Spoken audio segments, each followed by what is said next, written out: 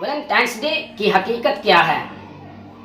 فروری کا مہینہ آتے ہی لوگوں کے ذہن میں کچھ آئے یا نہ آئے مگر ایک نام ضرور آتا ہے اور وہ ہے ویلنٹائنس ڈے۔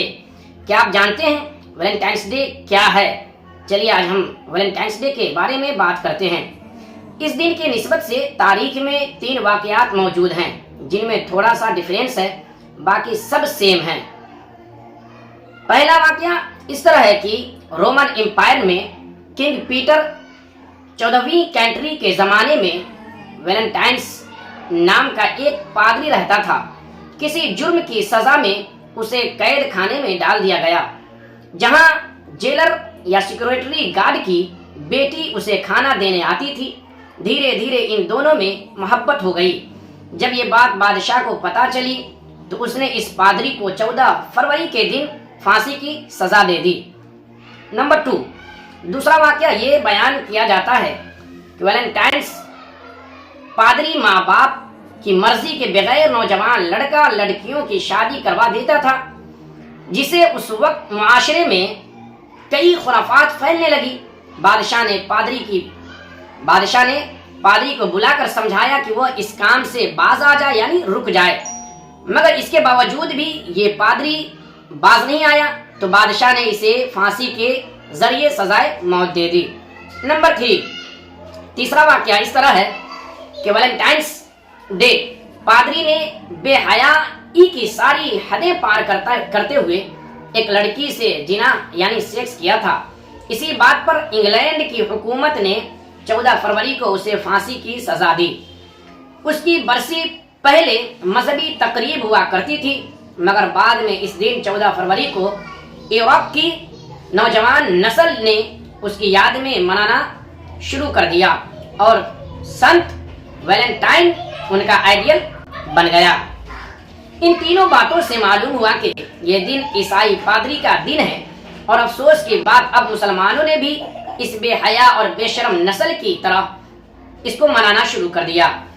یاد رکھیں کہ رسول اللہ صلی اللہ علیہ وسلم نے فرمایا ہے، جو شخص جس قوم کی مشابہت طریقہ اختیار کرے گا وہ انہی میں شمار ہوگا، یعنی بروز قیامت انہی جیسا حشر کیا جائے گا۔ لہٰذا اپنے ایمان اور اپنے گھر کے نوجوانوں کو ایمان و پاک دامنی کی حفاظت کرے، ان کو سمجھائے اور اس دن باہر نہ جانے دے۔ اپنی جوان لڑکی اور بہن پر خاص نگرانی رکھیں، وہ کسی غلط تعلق اور ہوس کا شکار نہ بنے، اور خود بھی کسی کی بہن بیٹی کی عزت کا جنازہ نہ نکالے، کیونکہ آپ جانتے ہیں کہ پاک دامنی کا بدلہ پاک دامنی ہے، جیسا کرو گے ویسا بھرو گے۔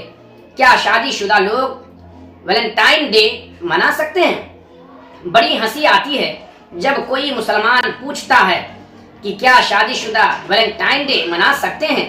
میرے پیارے بھائیوں اور بہنوں، اسلام رسمی دین نہیں بلکہ مکمل دین ہے۔